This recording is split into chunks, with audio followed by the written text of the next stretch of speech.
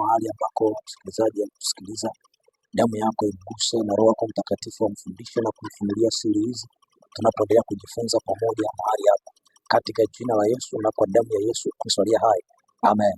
Somo tulilo nalo linasema kanuni 5 bora za kimungu ziletazo mafanikio.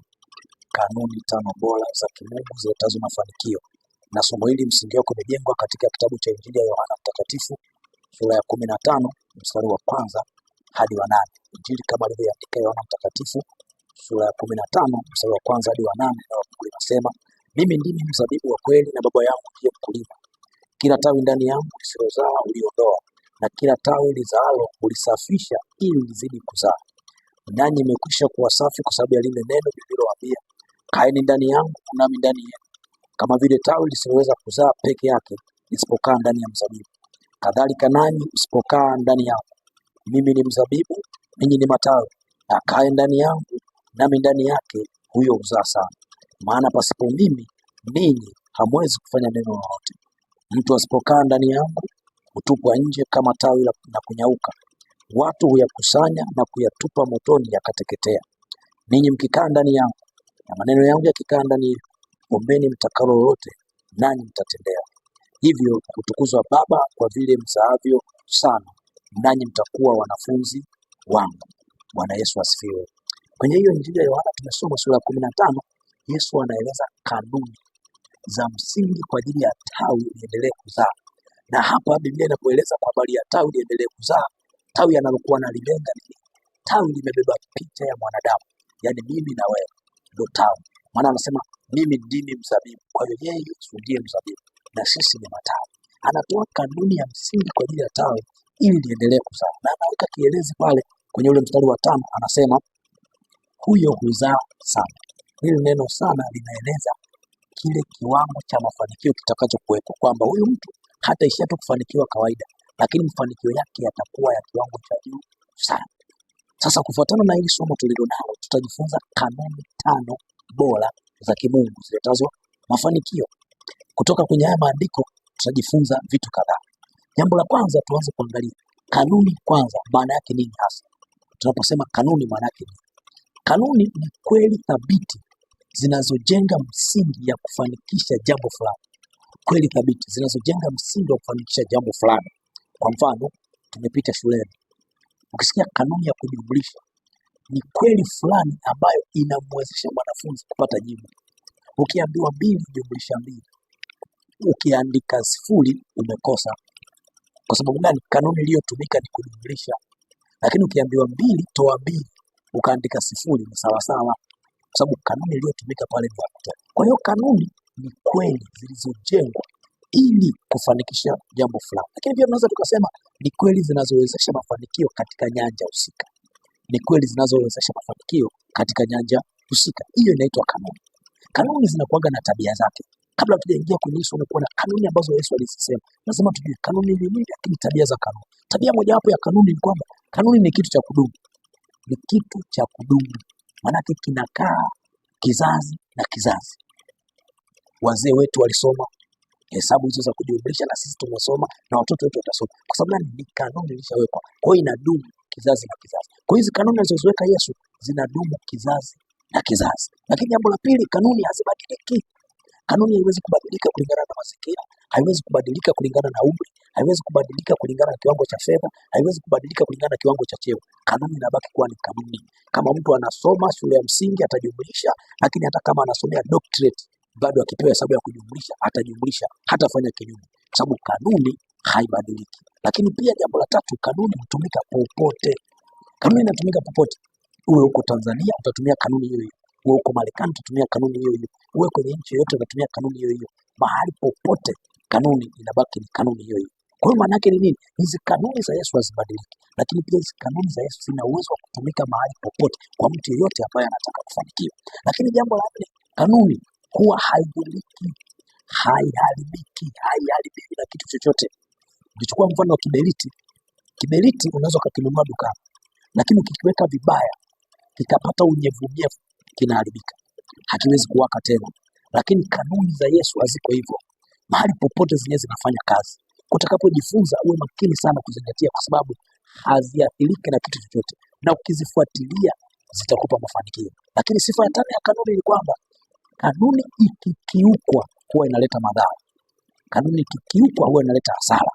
Kanuni ikikiukwa huwa inasababisha kosa. Huyu mtu ataingia gharama aliyekiuka kanuni. Kwa hiyo ni mambo ya msingi sana kuyazingatia. Kwa tunapofuatana kwenye somo hili kwamba kanuni 5 bora za kimungu ziletazo mafanikio, ni muhimu sana kuwa makini kujua kwamba kanuni ina sifa 5. Kwa hiyo uzizingatie. Tuanze na kanuni ya kwanza. Kufuatana na hili somo kwenye Injili ya Yohana sura ya 15, iko kanuni moja ambayo Yesu alieleza. Siko nyingi, tutaanza na moja. Ya kwanza inasema tegemea na tumaini katika Yehova Mungu aliye hai. Tegemea na tumaini katika Yehova Mungu aliye hai. Ukisoma kwenye ule mstari wa 5 anasema mimi ni mzabibu, ninyi ni matawi, akae ndani yangu nami ndani yake, huyo huzaa sana, maana pasipo mimi ninyi hamwezi kufanya neno lolote. Hiyo ni msingi sana kuelewa.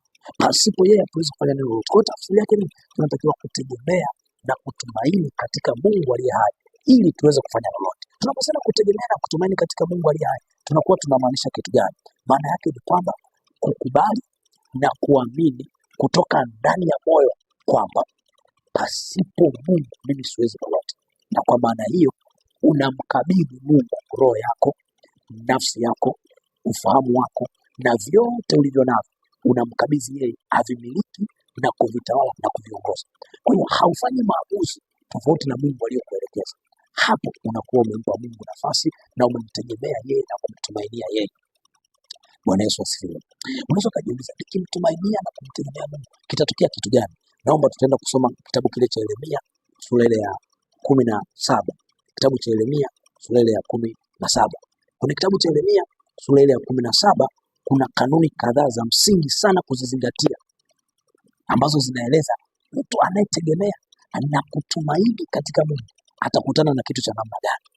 Yeremia 17 mstari wa 7 na 8, mstari wa 7 na 8 anasema amebarikiwa mtu yule amtegemeaye Bwana. Okay? Ambaye Bwana ni tumaini lake. Huyo mtu. Kumbuka tunajifunza tumaini na tegemea katika Mungu aliye hai. Anasema amebarikiwa mtu yule amtegemeaye Bwana.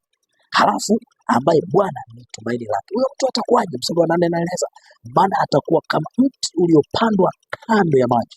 Okay, uenezao mizizi yake karibu na mto. Halafu hautaona hofu wakati wa hali ujapo, hali ya jani lake litakuwa bichi, wala hautahangaika wakati wa uchache wa mvua, wala hautaacha kuzaa matunda. Okay, kuna mambo kadhaa mazito na makubwa natamani tuende nayo taratibu. Kule mstari wa 8 anasema baada atakuwa kama mti uliopandwa kando ya maji. Hapa anamaanisha kitu gani? Mtu aliyepandwa, mti uliopandwa kando ya maji, manake ule mti uko karibu na maji. Kwa hiyo mazingira ule mti ulipo ni mazuri, yanayowezesha ule mti kustawi vizuri. Tafsiri yake ni nini? Mtu anayetegemea na kutumaini katika Mungu aliye hai, mazingira yake yataboreshwa. Ikiwa ni biashara, Mungu ataboresha mazingira. Ikiwa ni kilimo, Mungu ataboresha mazingira. Ikiwa ni kazi, Mungu ataboresha mazingira. Kwa hiyo ukitumainia katika Mungu aliye hai, utakutana na mazingira yaliyo rafiki kwa ajili ya kufanikiwa. Utapata kibali mbele za watu, watu watakupenda. Kama ni biashara yako itapendwa, kama ni kazi yote unayofanya itapendwa, kama ni huduma yako itapendwa. Chochote unachokifanya kitapendwa. Popote unapofanya kazi, hiyo ni kazi utapendwa. Kwa sababu gani? Unakuwa kama mti uliopandwa kando kando ya maji. Bwana Yesu asifiwe. Lakini pia kueneza mizizi yake karibu na mto, ikimaanisha nini? Hii mizizi kazi yake ni kwenda kuchukua maji, kwenda kuchukua virutubisho, kwenda kuchukua madini. Sasa kama amepandwa ule mizizi inaenea kwenye maji, tafsiri yake ni nini? Huyu mtu kwa kuwa amepandwa kando ya maji, miradi yake atakayoiweka itaenda kuchukua vitu na kuleta vitu vya faida, kama vile mizizi ambayo inafanya kazi ya kuleta madini kwa ajili ya mmea kukua, inaleta maji kwa ajili ya mmea kustawi. Kwa hiyo huyu mtu akiweka miradi yake, kwa kuwa tayari ameshapandwa kando kando ya maji, miradi yake itamletea faida. Kwenye eneo la uchumi atapata faida, kwenye maeneo tofauti tofauti atapata faida. Kwa sababu gani? Mazingira yake yameboreshwa, mazingira yake ni mazuri na mazingira yake yanavutia. Yawezekana ana karama na kipawa, atakapojaribu kukitumia kile kipawa, atakapojaribu kutumia ile karama, atakuta ile karama inamzalia matunda, ile karama inaleta faida. Kwa nini? Tayari mizizi yake imeenea katikati ya maji. Kwa hiyo kuna vitu ambavyo atapata, fursa zitakuwa wazi, karama yake itafanikiwa, ujuzi wake utafanikiwa, atatambulishwa kila mazingira. Kwa sababu gani? Mizizi yake inaenea katika maji. Bwana Yesu asifiwe. Lakini kuna jambo jingine pale anataja sana, hautaona hofu wakati wa hali. Wakati wa hali ni wakati gani? Ni wakati wa hukumu, ni wakati wa changamoto. Huu wakati mimea huwa inakutana nayo, ni wakati ule imekosa maji na upepo mkali unapuliza, unakuta miti inapukutisha majani yake. Huu unaitwa ni wakati wa hali. Sasa anasema hautaona hofu wakati wa hali. Maana yake utakapofika kwenye nyakati ambazo kuna changamoto kubwa ya uchumi, kuna changamoto kubwa ya huduma, kuna changamoto kubwa ya mambo mbalimbali ambayo unayafanya, kama umetegemea katika Mungu aliye hai, hizo nyakati hazitakutisha, hizo nyakati hazitakusumbua. Kwa sababu gani? Tumaini lako yuko ambaye anaishi, ambaye tumaini lako liko kule. Kwa hiyo mazingira ya nje wakati yanakataa, wewe tumaini lako liko kwa Bwana. Wakati watu wa nje wanakataa, tumaini lako liko kwa Bwana. Wakati watu wengine wanasema biashara imeharibika, wewe tumaini lako liko kwa Bwana, maana umemtumainia na kumtegemea yeye. Bwana Yesu asifiwe. Kwa hiyo upendo, tumaini na kutegemea katika Mungu aliye hai, na utafanikiwa. Lakini anasema jani lake litakuwa bichi, jani lake litakuwa bichi. Haleluya! Maana yake ni nini? Biashara yako itastawi, kazi yako itastawi, afya yako itakuwa safi, kila kitu kitaenda sawa sawa. Kwa sababu gani? Umetumaini katika Mungu aliye hai. Lakini pale anaendelea anasema, wala hautahangaika mwaka wa uchache wa mvua. Kwa hiyo wakati wateja wamepungua, wewe hautahangaika, Bwana atawaleta wako. Wakati kuna uhaba wa vitu, hautahangaika. Yawezekana hata sasa ninapoongea na wewe, yawezekana bado hujapata ajira, endelea kutumaini na kutegemea katika Mungu aliye hai. Anasema hautahangaika. Kwa nini? Mwaka wa uchache katika changamoto ya kupata ajira, bado Bwana hajakuacha. Endelea kutumaini, endelea kung'ang'ana imani yako kwa Bwana. Usije ukakengeuka ukamwasi Bwana. Kaa na Bwana, yeye bado ni tumaini lako. Haleluya! Lakini pale anasema pia, mwisho anasema wala hautaacha kuzaa matunda, wala hautaacha kuzaa matunda. Huo mti hautaacha kuzaa matunda. Tafsiri yake nini? Na hapa tumesoma kwenye Injili ya Yohana sura ya 15, anasema kila tawi lizalo atazidi kulisafisha. Kwa hiyo tafsiri yake nini? Huo mti ambao Yesu atakuwa ameuwezesha, huo mti ambao ni mimi na tuliyetumainia ndani yake, hatutaacha kuzaa matunda. Tutampa faida kwanza Yesu. Tutakapohubiri watu wataokoka, tutakapofundisha watu wataelewa, lakini pia biashara zetu zitakuwa na faida, familia zetu zitakuwa na faida, yatatoka matunda ya Kristo. Biblia inasema katika kitabu cha Galatia kwamba tunda la Roho ni nini? Basi kutakuwa na upendo, kutakuwa na furaha. Hayo yote ni matunda. Utapatanisha watu, hayo yote ni matunda. Lakini utafaidika wewe kwenye kazi zako unazozifanya, hayo yote ni matunda. Bwana Yesu asifiwe. Hapa karibu na mwisho, naomba tumalizie kwa kusoma Zaburi ile ya kwanza, Zaburi ya kwanza mstari wa kwanza hadi ule wa 3. Tunapoendelea kujifunza hii pointi moja, jambo la msingi kutegemea na kutumaini katika Yehova Mungu aliye hai, kama kanuni mojawapo katika zile kanuni 5 bora za kimungu ziletazo mafanikio. Tumaini anasema kila tawi lizalo ndani yako hatazidi kulisafisha. Alafu anasema litazaa kawaida, litazaa sana. Zaburi ya kwanza mstari wa kwanza hadi wa 3 anasema ni mtu yule asiyekwenda katika shauri la wasio haki, wala kusimama katika njia ya wakosaji, wala kuketi barazani kwa wenye mizaha, bali sheria ya Bwana ndiyo impendezayo, na sheria yake itafakari mchana na usiku. Cheki mstari wa 3 anasema naye atakuwa kama mti uliopandwa kando kando ya vijito vya maji, uzao matunda yake kwa majira yake, wala jani lake halitanyauka, na kila alitendalo litafanikiwa. Anarudia tena, anatuambia habari ya mti uliopandwa kando kando ya maji. Mtu wa Mungu, ninakupa tumaini leo, na neno la Bwana limekuja kwako leo. Inawezekana umekata tamaa, umechoka. Jambo moja ambalo Kristo ametutuma leo tuseme na wewe, mtumaini tena, usiache wokovu, usimwache Kristo. Haijalishi changamoto unazokutana nazo, endelea kutumaini tu. Inawezekana ni wakati wa hali ambao unakutikisa kidogo, usikubali. Wewe ni tawi ndani ya mzabibu. Mzabibu kazi yake ni kuleta maji kwako, ni kuleta virutubisho. Hiyo ni kazi ya Yesu kukuletea fursa. Hiyo ni kazi ya Yesu kukuwezesha. Wewe mtumainie tu, ng'ang'ana. Usiwe tawi linalojikata kwa Kristo, bali liwe tawi ambalo linang'ang'ana kwa Kristo. Inawezekana unajiuliza, nitaanzaje kutegemea na kutumaini katika Yesu Kristo? Hatua ya kwanza, okoka. Mpe Yesu maisha yako. Kumbuka tumesema kutegemea na kutumaini katika Mungu aliye hai ni kumkabidhi Yesu vitu vyako vyote, moyo wako, akili yako, nafsi yako na maisha yako, miradi yako na kila kitu unachokifanya. Kwa hiyo hatua ya kwanza lazima uokoke. Ukiokoka, Yesu anaingia ndani yako. Akishaingia anakaa ndani yako, wewe unakuwa tawi katikati ya mzabibu. Ninakupa shauri mahali unapotutazama na kutusikiliza, inawezekana hujaokoka au uliokoka ukarudi nyuma. Ninakupa shauri, amka tena, inuka tena. Yesu anakupenda, tegemea ndani yake. Hiyo ni kanuni mojawapo. Na kwa nini shetani anasababisha watu kutenda dhambi? Kwa nini shetani anashawishi sana watu kutenda dhambi? Anaijua hii kanuni, kanuni ya msingi ya kutumainia katika Mungu. Anajua tukitumainia katika Yesu Kristo, shetani hatuwezi. Kwa hiyo anashawishi watu kumwasi Mungu. Ili nini? Tukisha asi tunakosa zile nguvu. Biblia inasemaje? Tunashinda na zaidi ya kushinda katika yeye aliyetupenda. Kwa hiyo sasa shetani anataka tutende dhambi ili tumwache Kristo. Tukishamwacha Kristo, wanadamu tunakuwa dhaifu, hatuwezi kumshinda tena shetani. Ninakupa tumaini leo, haijalishi unafikiri iko dhambi kubwa umeifanya, hapana.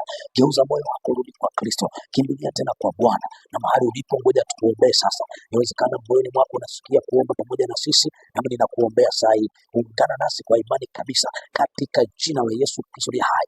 Baba, asante kwa ajili ya msikilizaji wetu.